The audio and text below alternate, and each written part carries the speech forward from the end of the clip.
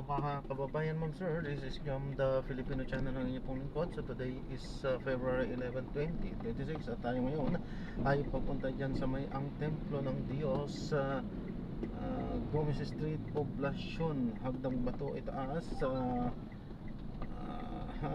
Mandaluyong po yan. At dadalhin po natin sa may Adidas Uptown Mall sa may 36th Street, corner po yan ng 11th Avenue, BGC po yan, Bonifacio Global City, Port Bonifacio, Taguig. Okay, so magbabalik po tayo mamaya konti. Pag nakuha na po natin sila, disclaimer lamang po ang content po natin ay kalsada at hindi ang passenger. Kaya nga naman, sakali po namin marinig kayo mga pangalan ng lugar, pangalan ng tao, pangalan ng organisasyon, government o private man yan, ay wala pong kinalaman ng channel na ito at wala pong pinapatungkulan. Lahat po ng pinag-uusapan dito ay pamang dito lamang po yan sa loob at wala pong pinapatungkulan sa labas. Okay po, magbabalik po tayo mamayang onte pag nakuha na po natin sila. Samantala, makinig tayo ng mga nagbabagang balita at mga talakayan habang tayo ay papunta doon sa ating pick-up area. Ano ba?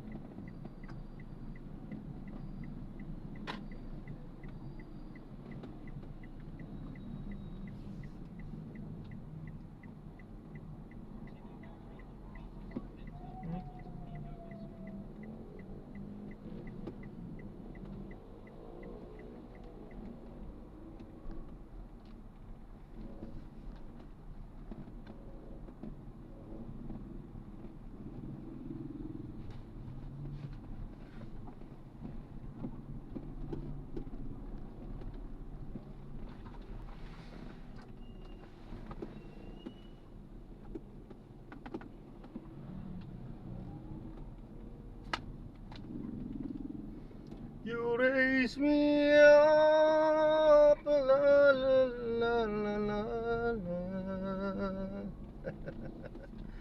Nag-try lang.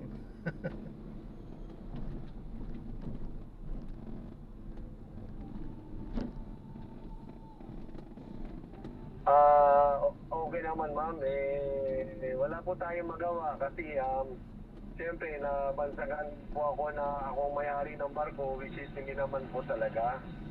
But I'll never deny it na yung asawa ko is part owner ng company. Okay. Being a part owner din, sabi ko nga, hindi naman siyang in charge sa operation ng company. May mga manager po yan, may mga president na nagpapatakbo. Sabi ko nga, bilang isang kapitan ng barko, yung paglubog ng barko, hindi sila fully, sabi natin, side, we do, nag-investiga kami, what went wrong, gano'n, no? But it's difficult for us to come up with an answer kasi yung kapitan po namatay, missing. So consider how many days na po wala yung kapitan. Consider na parang ipasa, ayun, we can say parang isa sa mga missing, crew. So, ewan ko kung namatay siya o ano po ba. But yung second officer, yung duty on watch, he passed away. Namatay po. So, he was recovered. And on my side mo, even though the council will investigate, but sabi ko, wala rin magawa yung council not unless yung national government papasok where, as you know, national government is already investigating. Actually, nandito po kami sa Manila because we have a congressional hearing to attend with. So, I think let the national government decide kung ano po yung investigation. Kasi if we will investigate on the minor, most likely, sabi ko, iba talaga yung dito na. Mas maganda yung dito na para they can give concrete action or suggestion on what to do or whom to be blamed. Mayor, sa tingin niyo ho ba, napasukan na ng politika ang issue ito? Well, ma'am, sabi ko nga, sa una pa, definitely, most likely, kasi ang mga bumaba na sa akin, ma'am, sa totoo lang, yung mga trolls na galing sa previous mga politician na lumalabas. So, ang dami, may bumaba na sa akin na netizen, pero mostly, if you take to it, I even spoke to the, to the survivors, and even to the yung mga nawala ng pamilya, yung namatayan po. I even apologize what had happened. Sabi ko, walang may gusto. Sabi ko, I don't like things to happen. Kasi sino naman ayaw mangyari to. Kasi mahirap din po kaya ma'am. Dito ano eh. Like they're accusing na baka lumubog yung barko, kinalubog din sa insurance eh. Hindi naman siguro mental liberation may-ari na ipagpapuya din sa insurance. I don't think so na yun ang possible angle. But my point of view, most likely, this incident or accident caused by merely human error. And that human error, that should be determined upon investigation. Ano ba talaga nangyari? Kasi if you come to think, ma'am, even overseas, they don't, yung investigation is basically sa crew lahat. Nung naging seaman din ako, nagbabarko pa ako, whatever accident happened on board ship, ang crew ang inimbestiga. Sinong duty that time, sino nagmamando, lahat sa crew. Party na mayroon din sa sa owners representative and tinatawag natin sa owners of the said company. Oo, pero Mayor, meron pong binabanggit na yung mga authorities kanina sa press conference dito po. Masyadong marami ang pasahero at over capacity. I think, ma'am, pertaining to that, tomorrow we can justify. I think mas maganda po, pumunta po kayo sa Congress bukas or tell someone to answer that. Bakit po naging overcapacity? Number one, may mga scalpers ng ticket na bumibili ng ticket. Yung mga bumibili ng ticket, halimbawa, ito si Pedro, bibili siya ng 10 ticket. Pag bili siya ng 10 ticket, ibibenta niya sa labas. Ngayon, pag binenta niya sa labas, definitely ang bibili ng ticket, hindi na yung tunay na pangalan niya na doon. Kasi, yung scalper na bibili ng ticket, dadali niya iba-ibang pangalan eh. So definitely, you can never avoid during the sinking of the vessel and during the claiming of the so-called yung mga assistants, definitely, meron talaga nag-take advantage. Kaya, kung titignan mo sa record, sobra yung declared na nawala. But if you come to think, marami doon na na yung ticket, hindi pangalan nila, ibang tao. But instead, binigay pa rin sila ng tulong, binayaran pa rin sila. Mayor, sandali hindi ho kayo conforme sa sinasabing sobra-sobra sa pasahero. Hindi. Passenger, sobra at over capacity. Pati mga gamit, sumobra. Pero sabi nga ni Mayor kanina ay i-justify nila na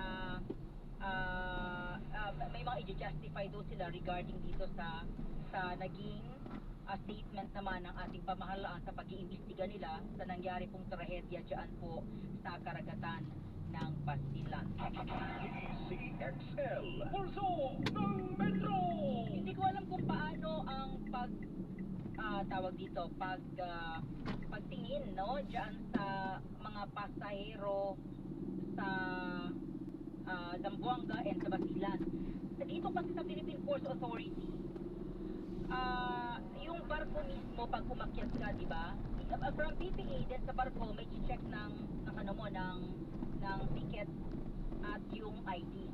Yun, chine-check yan. Pero sabi nga ni Mayor, dapat sa Philippine Ports Authority, dapat meron silang masita. Philippine Coast Guard sa Marina, no? Huwag daw tingnan lang yung pamunuan po ng yung may-ari ng barko at ng lokal na pamahalaan. So, nabanggit na rin ni Mayor na kung ano sa kanya, meron silang prenuptial. Yun. So, kung ano yung sa misis ko, kanya yun. Kung ano yung kita ko, sa akin yun. And handa naman daw siya as mayor ng Zamboanga na sagutin ang natanong sa kanya ng ating mga mambabatas sa ugnay po sa naturang incident. CXL Hirap talaga ni Mayor. Oo, talagang wala sa ibang choice kundi sagutin lahat eh.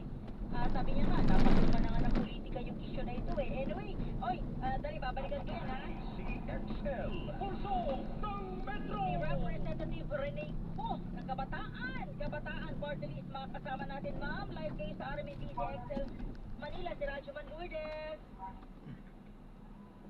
Hello, Ma'am Hello Rachel. po. Hi. Magandang hapon po. Maraming salamat po. Magandang hapon. Kayo ay mga kabataan at kayo ay mahihina. Kayo raw po ay weak. Yung kabataan ngayon ay weak compared sa panahon ni Senador Robin Padilla. Ano pong opinion ng kabataan party list? With all due respect, napakalayo sa katotohanan ng ang kabataan ngayon ay napakatatag. Pero patong-patong ang krisis na kinakaharap niya. Hindi hindi surprising na may depression na nararanas ng kabataan kung ang iharap po sa kanya ay patong-patong na requirements sa paaralan, kahirapan ng pamilya, dapat silang mag-juggle ng trabaho o kaya gumimik para lang makakain ang kanilang mga kapatid. At titingnan pa natin yung ekonomiya, yung politika ng bansa at ng mundo. Maaasahan ba natin na kung ano ang pangarap ang gusto nating makamit ay may masisimulan pa ba tayo kung hindi naman makapagbayad ng pambahay, wala man ng napakamahal ng tubig, kuryente at iba pa. So, despite all this though, nanganapag ang kabataan ng pagbabago.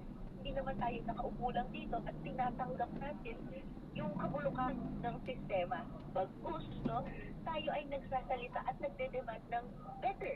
We demand better leaders, we demand a better system, and beyond demand, nagtatrabaho tayo, uma-action tayo para mangyari yun. Hindi po yun kahinaan, kalakasan po yun. Fair ho ba sa kabataan na mayroon pong comparison before and after? Before at ngayon? Noon, may mga krisis din naman. Pero ngayon kasi, kung titignan natin, mas ubos na ang Pilipinas. Hindi po ito haka-haka lang. Kung titignan natin yung pagpipina, di ba? Ang 80% na ng mga minerales ng ating bansa ay nanghina na, di ba? Yung espasyo, yung lupa, wala na rin yan. Sila ay binili na ng mga landlords, ginawang subdivision, hindi na mabili sa mababang presyo. So, mas madalian noong 90s. May espasyo pa nga kasi hindi pa nalalabo ng mga malalaking negosyo lahat. Pwede pang maglaro ang mga bata sa labas kasi may mga field pa na pwede silang puntahan. May kalsada pa. Ngayon, kung maglaro ka sa kalsada, matutulin na yung mga kotse, natin maasahan na listas yung kabataan. Ang mga kabataan naghahanap at nagdedemanda rin ng mga espasyo na pwede silang makalibang. Pero anong ginagawa sa kabataan pagka naghahanap sila ng espasyo, di ba? Tinatawag na geng-geng, ibabas pa raw sa BGC. Saan lulugar ang kabataan na gusto ng espasyo para ma-develop ang sarili, makasama yung mga kaibigan, maramdaman ng komunidad. Halos na-shut out po tayo. So, may pagbabago. Pero, ngayon, mas malala ang kondisyon. Kaya kung gusto natin, hindi na ganito. Yung sorry attorney pero yung when we say depression, ito may weakness? That's not a weakness. At may nagsasabi na mas mataas na yung depression rate ngayon. Pero hindi ibig sabihin nun na mas matatag doon versus ngayon. Actually, kung titignan natin, isang kalakasan yung magiging totoo ka sa emosyon mo at naghahanap ka ng tulong para maigpawan yung kalungkutan. Ano kung nangyayari That's kung wrong. hindi natin ina-address yung kalungkutan? Tumitigas yan bilang valid, tumitigas yan sa disillusionment, o kaya yung mas madaling pagsuko doon sa pagbabago na gusto nating makamtan, tatanggapin na lang natin yung kahirapan ng buhay. Pero ano pag ang nangyayari po, ito po supported by psychology, psychiatry studies, kapag napag-uusapan natin yung emosyon natin, naging honest tayo doon, nare-release natin kumbaga yung bagahe sa sarili at isang araw na naman na tayo pwedeng tumahak ng laban, and nakaka-depress kasi yung mga iba't ibang sitwasyon. Pero hindi yung sabihin na ang kabataan ngayon ay nagpapakalukpok lang sa depresyon, di ba? tayo ay may ginagawa tungkol doon. Ito na po yung viral representative attorney Rene, no? Parang ang sinasabi nung bumanat yung mga kabataan parang okay lang na matawag na week, pero hindi naman fair na tatawagin kaming week ng isang Senador Robin Padilla.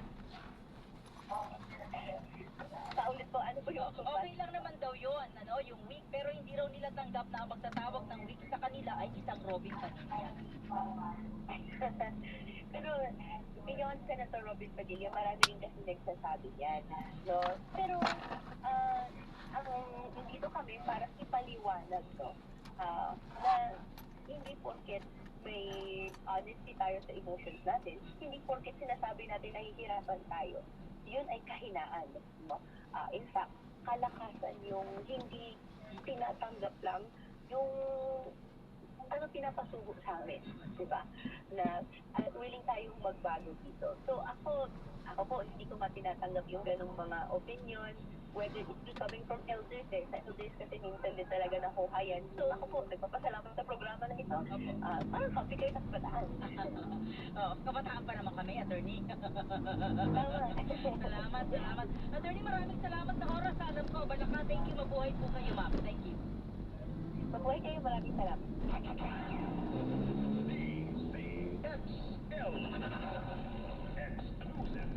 Si Kabataan Representative Attorney Rene Gong ng Kabataan Puerto Rico. So, sinagot na po niya, pero inamin niya, Attorney, in fairness sa kanya, inamin niya na hindi lang naman si Senador Robin Padilla ang may mga ganyang opinion sa kabataan ngayon. Diba na weak, may hina, kaya madaling ma-depress. At kapag nadi-depress, may mga ibang ginagawa. Ikumpara daw po noon, diba, noong unang panahon ni Senator Robin Padilla. Diba kasi, siguro sa anggulo sa school, talagang kita ko yung pinagbago. Sa school kasi, binato ka na ng eraser ng teacher mo, hindi na pwede magreklamo. O, pinaya ka na ng teacher mo sa harap ng mga kaklase mo, wala kang karapat na magreklamo. Diba? Tatanungin yung mga magulang niyo. Pagdating ng Sabado-Linggo, tatad ng assignment, wala kang karapat na magreklamo. Pero ngayon, bawal yun. Diba? Hindi na pwede. Hindi ako pwedeng pumasok. Meron akong problema sa okay yun. Yung pwedeng anin yun. No? So, maybe doon. No? Pero sabi nga, yung ganung bagay, hindi raw po, yung depression na hindi weakness. No? Yun nga ay katatagan pa, no? At dapat iinganyo natin yung ating mga kabataan na sabihin kung ano ang nilalaman ng kanilang isip, ng kanilang puso, kasi yung nasusupil ba, yung nasatakal yung ating mga kabataan. But anyway, iba naman po siguro yung reaction din ng ating mga tagapakinig, di ba? Dito po sa sinabi ni Senador Robin Padilla na ngayong panahon yung mga kabataan po ay weak, mga mahihina. 0961-630-710. Oras at tatak 350. That news was brought to you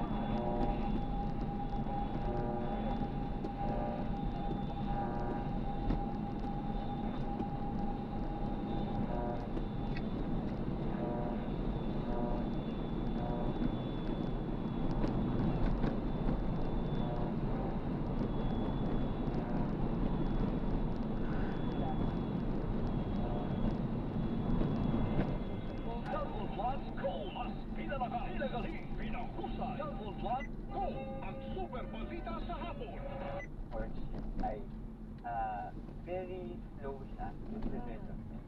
Yung panliligaw ay parang malalaman mo pa lang na kung ayaw mo at mo gusto mo yung isang lalaki. Ng pagdideklara ng kalayaan LGU kay Chinese Ambassador to the Philippines, Jean Juan, bilang persona non grata. Sinabi ni Palace Press Officer Undersecretary Claire Castro na hindi nasaglaw ng Pilipinas ang desisyong ito ng China. Tulad ng hindi rin dapat pakikialam ng China sa anumang desisyon ng Administrasyong Marcos. Anya firm but diplomatic ang posisyon ni Pangulong Bongbong Marcos sa usapin ng sigalot sa China. Daw nang naglabas ng Senado ng resolusyon na kumukondena sa pahayag ng Chinese Embassy laban sa Filipino officials na tinututulan ng aksyon ng Beijing sa West Philippine Sea. Sinabi ni Castro na nirerespeto ng Pangulo ang kalayaan sa pagpapahayag ng Senado, tulad ng pagrespeto nito sa pagpapahayag ng China at ng bawat Pilipino. Pinag-aaralan ng Philippine Amusement and Gaming Corporation o PAGCOR ang pagbabawal sa radyo at telebisyon ng advertisement ng mga online gambling platform.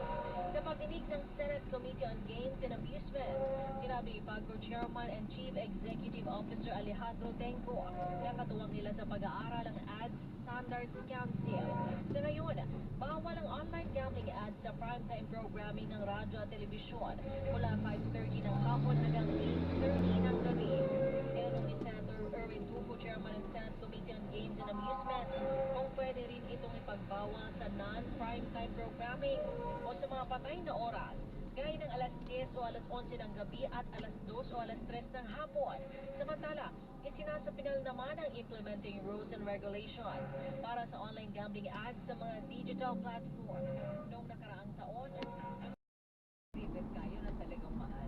Ngayon, National Arts Month pala. Febrero ngayon. So, nasa dulo. Bigyan na lang kita ng painting ko. O yan, gumagawa ka niyan. Oh, pero may bayad din ah. Pwede ka na kumuha ng exhibit mo nun, di ba? Ang problema lang dito sa atin, kulang ho ang exposure sa gano'n na talento. Wala tayong masyadong mga music. So, meron ka mga music mo. Kaya Manila. Oo, baka mga talaga mag-exhibit mo eh. Mga Dapat may talaga. bayad yun, di ba?